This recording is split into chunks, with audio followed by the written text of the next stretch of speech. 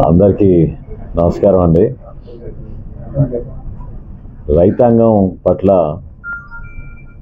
జగన్మోహన్ రెడ్డి గారు సడన్గా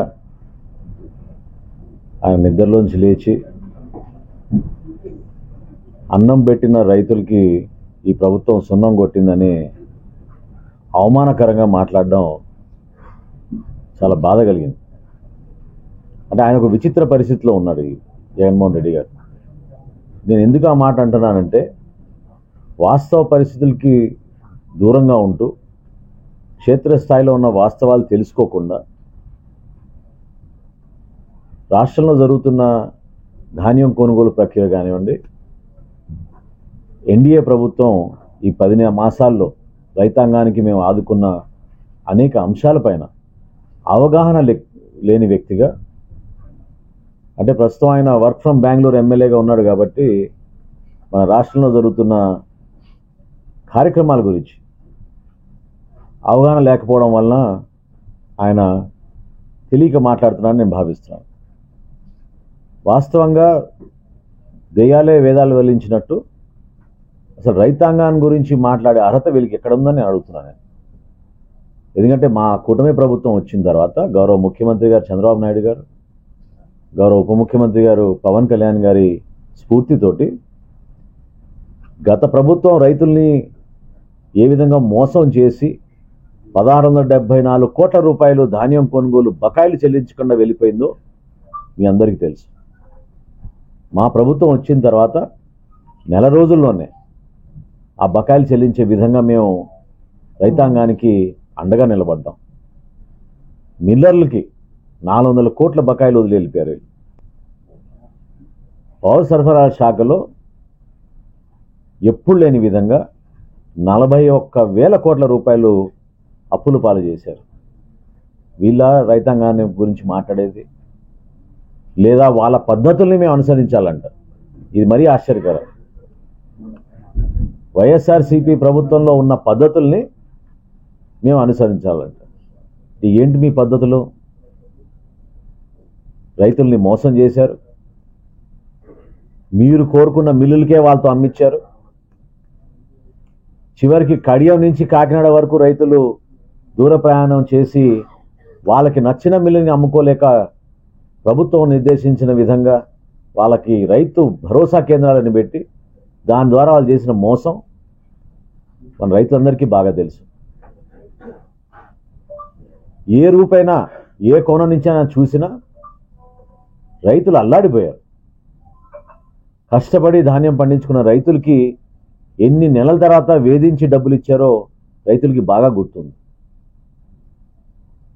అసలు ఈ 10 నెలల్లో మా కూటమి ప్రభుత్వం ఖరీఫ్లోను రబీలోను కలిపి 11,000 కోట్ల రూపాయలు. నిజంగా ఆశ్చర్యకరమైన విషయం ఇది. తెలియాలి జగన్మోహన్ రెడ్డి గారికి. ఇష్టం వచ్చినట్టు మాట్లాడకన్నా ముందు వాస్తవాలంటూ తెలుసుకోవాలి. 11,000 కోట్ల రూపాయలు రైతుల ఖాతాలోకి మేము ధాన్యం కొనుగోలు చేయగానే 24 గంటల్లోపే జమ చేశాం. ఎప్పుడైనా మీరు గతంలో ఇట్లా ఆలోచించారా? రైతాంగాన్ని ఆదుకున్నారా మీరు? ఆ రూమ్లో చక్రవర్తి ఇంట్లో కూర్చుని ఫిడేల్ వాయించినట్టు మీరు మీ ప్యాలెస్లో కూర్చుని అకాల వర్షాలప్పుడు లేకపోతే తుఫాన్లప్పుడు అవమానపరిచేటట్టు రైతుల గురించి మాట్లాడారు తప్ప ఎక్కడ మీరు రైతులను ఆదుకున్నారు చెప్పండి. అసలు లెక్కల్లోకి వస్తే రాష్ట్ర ప్రజలకి అర్థం అవ్వాలి. ఎందుకంటే గతంలో ఈయన సొంత నియోజకవర్గం పులివెందుల్లో కూడా కౌలు రైతులు ఆత్మహత్య చేసుకుంటే వాళ్ళకి నష్టపరిహారం కూడా ఇవ్వలేదు. పవన్ కళ్యాణ్ గారు కడప జిల్లా పర్యటన పెట్టుకుని ఆ రోజున జనసేన పార్టీ నుంచి సుమారు 20 మందికి పులివెందుల నియోజకవర్గం నుంచి ఆత్మహత్య చేసుకున్న కౌలు రైతులకి 5 లక్షల రూపాయల చొప్పున జనసేన పార్టీ నుంచి ఆ రోజు అందించాం. వీళ్ళ రైతుల గురించి మాట్లాడేది. ఒక్క బకాయిలే కాదు, వీళ్ళంతా దుర్మార్గంగా వ్యవస్థని మార్చేశారు. మిల్లులకి మీరు రైతు అమ్ముకోవడానికి వస్తే ర్యాండమైజేషన్ అనే పద్ధతి పెట్టి సాఫ్ట్వేర్లో మోసం చేసి వాళ్ళకి నచ్చిన మిల్లుకే దారి మళ్ళీ ఇచ్చారు. జిల్లాల వారీగా ఎప్పుడైనా ఏ సందర్భమైనా సరే నేను ఛాలెంజ్ చేస్తున్నాను, ఎన్ని జిల్లాలు జగన్మోహన్ రెడ్డి గారు రైతుల గురించి పర్యటించారు, ఎక్కడ ఆదుకున్నారు చెప్పమనండి. రేటు వాళ్ళని నిర్ణయించేవాళ్ళు, మిల్లులు వాళ్ళ రేటు నిర్ణయించేవాళ్ళు, డబ్బులు మాత్రం రైతుల ఖాతాలో వేసేవాళ్ళు కాదు. కుంభకోణాల కోసమే రైతులను ఉపయోగించుకున్నారు వీళ్ళు. అంత మోసం చేసి ఈ రోజున ఈ 10 మాసాల్లో ఒక అద్భుతమైన కార్యక్రమం, పారదర్శకంగా నిజాయితీగా రైతాంగానికి నిలబడుతూ ప్రతి సందర్భంలో మేము కలిసి అడుగు వేస్తూ ఎక్కడ కూడా ఇబ్బంది కలగకూడదనే ఒక అద్భుతమైన కార్యక్రమం మేము చేపట్టాం. ధాన్యం కొనుగోలు విషయంలో 48,43,000 మెట్రిక్ టన్నులు ఖరీఫ్లోనూ రబీలోనూ ఈ రోజు వరకు మా ఎన్డీఏ ప్రభుత్వం, మా కూటమి ప్రభుత్వం, గౌరవ ముఖ్యమంత్రి గారు చంద్రబాబు నాయుడు గారి నాయకత్వంలో, పవన్ కళ్యాణ్ గారి నాయకత్వంలో మేము కొనుగోలు చేయగలిగాం. 48,43,000 మెట్రిక్ టన్నులు మేము కొనుగోలు చేశాం. 11,000 కోట్ల రూపాయలు, ఇన్ని ఆర్థిక ఇబ్బందుల్లో కూడా 11,000 కోట్ల రూపాయలు రైతుల ఖాతాలకు జమ చేశాం. ఎక్కువ మంది సన్నకారు రైతులు వాళ్ళకు ఉపయోగపడే విధంగా మిల్లు వాళ్ళు అప్పచెప్పి ఇంటికి వెళ్ళే లోపే చాలామందికి వాళ్ళ ఖాతాల్లోకి డబ్బులు జమ అయిపోయినాయి. ఈ రోజున వాళ్ళు గతంలో ఎఫ్సిఐ నుంచి వాళ్ళకి శాంక్షన్ ఉన్నా కూడా, అనుమతులు ఉన్నా కూడా, వైసీపీ ప్రభుత్వం కొన్నది గత సంవత్సరం మనం పోల్చుకుంటే ఖరీఫ్లోను రబీలోను 37 లక్షలు మెట్రిక్ టన్నులు. సరే, ఈ రోజుకి వైఎస్ఆర్సీపీ ప్రభుత్వం కన్నా మన ఎన్డీఏ ప్రభుత్వం 11 లక్షల అదనంగా మెట్రిక్ టన్నుల ధాన్యం మేము కొనుగోలు చేసాం, ఇంకా కొనుగోలు చేస్తాం. సుమారు ఇంకొక 10 లక్షల మెట్రిక్ టన్నులు కొనుగోలు చేయడానికి మేము సిద్ధమవుతున్నాం. రేపు సమీక్షా సమావేశం ఏర్పాటు చేసుకున్నాం. కోనసీమ, ఈస్ట్ గోదావరి, కాకినాడ జిల్లాలో ధాన్యం కొనుగోలు పైన ఇప్పుడు వరకు ఈస్ట్ గోదావరిలో 2,50,000 మెట్రిక్ టన్నులు మేము కొనుగోలు చేశాం. కోనసీమలో 97,400 మెట్రిక్ టన్నులు మేము కొనుగోలు చేశాం. అదేవిధంగా కాకినాడలో 58,645 మెట్రిక్ టన్నులు మేము కొనుగోలు చేశాం. సమీక్షిస్తాం, అదనపు టార్గెట్లు ఇవ్వడానికి సిద్ధంగా ఉన్నాం. మొదటిసారి రైస్ మిల్లర్లకి బ్యాంక్ గ్యారంటీల విషయంలో వాళ్ళకి డబ్బులు సరిగ్గా సరిపోవడం లేదంటే 1:2 కూడా మేము వెసులుబాటు కల్పించాం. మీ ద్వారా నేను రైస్ మిల్లర్లను కూడా కోరుతున్నాను ప్రత్యేకంగా, రేపు కూడా సమావేశంలో వాళ్ళని పాల్గొనమని చెప్పాను. వాళ్ళకి ఒక బాధ్యత ఉంది. రైస్ మిల్లర్లు కూడా వారధులుగా మిగలాలి ప్రభుత్వానికి. క్షేత్రస్థాయిలో కనీస మద్దతు ధర రైతుకు అందే విధంగా ప్రభుత్వం ఏదైతే నిర్ణయించిందో ఆ నిర్ణయాలకి పాటుపడి ఖచ్చితంగా దానికి అనుగుణంగా వ్యవహరించాలి. అంతేగాని మబ్బులు వచ్చినాయి కదా అని హడావుడి చేసేసి రైతులకి మోసాలు చేసి ప్రభుత్వం ఇచ్చిన గోతాల్ని వాళ్ళ దగ్గరే ఉంచుకొని రైతులకు ఇవ్వకుండా చాలా సందర్భాల్లో ఇబ్బంది పెడుతున్నారనే సమాచారం మీ అందరి ద్వారా మాకు ఎప్పటికప్పుడు ప్రతిరోజు వస్తూనే ఉంది. డెఫినెట్గా రేపు సమీక్షిస్తాం. ఎందుకంటే మరొకసారి చెప్తున్నాను, హెచ్చరిస్తున్నాను నేను మిల్లర్లకి, గతంలో ఏ ప్రభుత్వం చేయని విధంగా మా ప్రభుత్వం మీకు బకాయిలు చెల్లించి మీకు అండగా నిలబడింది. ఫస్ట్ టైం 1:2 ఇచ్చాం మేము బ్యాంక్ గ్యారంటీలు మీకు కొనుగోలు చేయమని. కొనుగోలు చేయగానే వీళ్ళంత త్వరలో మీకు డబ్బులు చెల్లిస్తాం సీఎంఆర్ ద్వారా అని కూడా మేము పదే చెప్పుకుంటూ వచ్చాం. ఈ జిల్లాలో అధునాతన రైస్ మిల్లు ఉన్నాయి, భారీ స్థాయిలో రైస్ మిల్లు ఉన్నాయి. ఆ యాజమాన్యులందరూ కూడా నేను కోరుతున్నాను, నిలబడండి మీరు రైతుల పక్షాన, ప్రభుత్వానికి అండగా నిలబడండి. 11,000 కోట్ల రూపాయలు మేము ధాన్యం కొనుగోలు చేశాం. మీకు కూడా ఒక బాధ్యత ఉంది, ఖచ్చితంగా నిలబడాలి మీరు. ఎక్కడ కూడా రాజీ లేకుండా నేను రైతన్నలకి మరొకసారి నేను భరోసా ఇస్తున్నాను. కూటమి ప్రభుత్వం మిమ్మల్ని అవమానపరచదు, మిమ్మల్ని కించపరచదు, మిమ్మల్ని ఇబ్బంది పెట్టదు. 100% మీ ఆప్తమిత్రుడుగా మీతో నిలిచి నడవడానికి మేము సిద్ధంగా ఉన్నాం. ఎటువంటి సమస్య వచ్చినా సరే మేమందరం కూడా క్షేత్రస్థాయిలో మీకోసం పనిచేయడానికి సిద్ధంగా ఉన్నాం. అవసరమైతే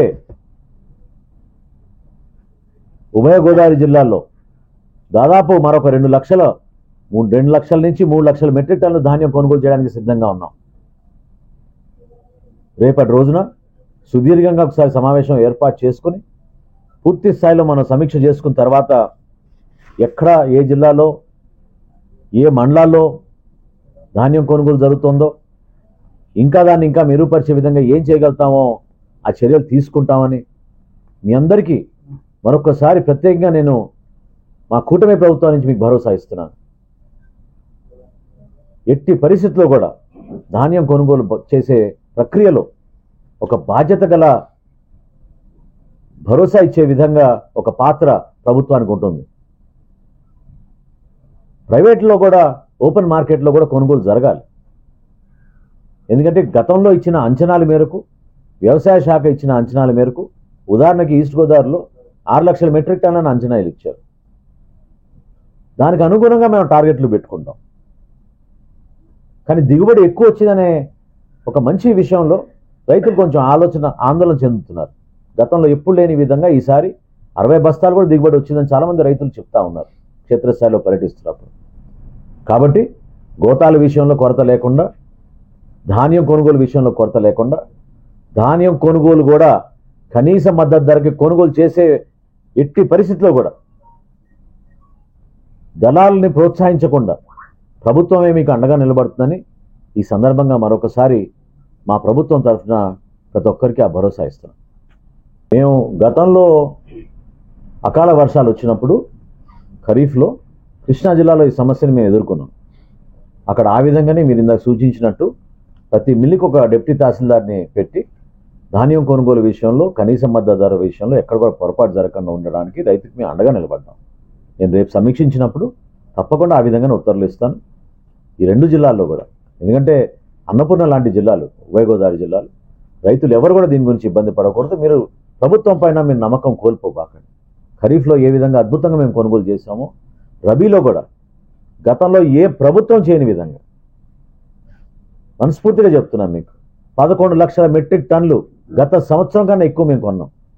అర్థం చేసుకోండి మీరు. ఇది కేవలం రాజకీయ దురుద్దేశంతో జగన్మోహన్ రెడ్డి గారు ఏదో హడావుడి చేసి ఒక ప్రెస్ మీట్ పెడితే నిజంగా దయ్యాలే వేదాలు వల్లించినట్టుంది. ఆ విధంగా ఆయన మాట్లాడితే రైతాంగం గురించి ఏం చెప్పమంటారు? కనీసం రైతులకి డబ్బులు ఇవ్వలేదు, బకాయిలు వదిలేసి వెళ్ళిపోయారు. పోనీ ధాన్యం కొన్నారంటే అది లేదు. లెక్కలు చూస్తే ప్రజలకు తెలియాలి ఈ రోజున వాస్తవాలు ఏంటో. ఖచ్చితంగా మేము నిలబడతాం.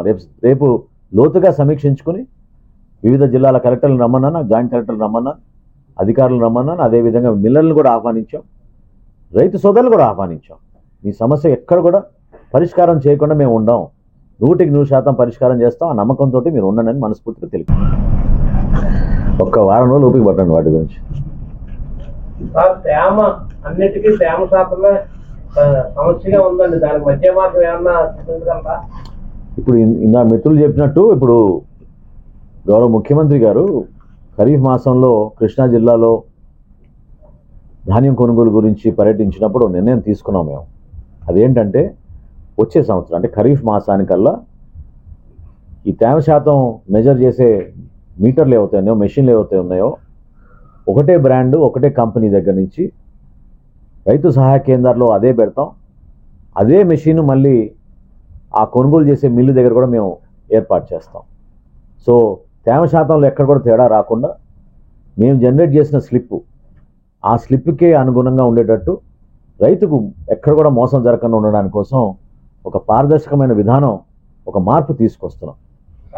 పెట్టుకోవడానికి ఒక్కో రైతుకి 2-3 వేలు అవుతుంది.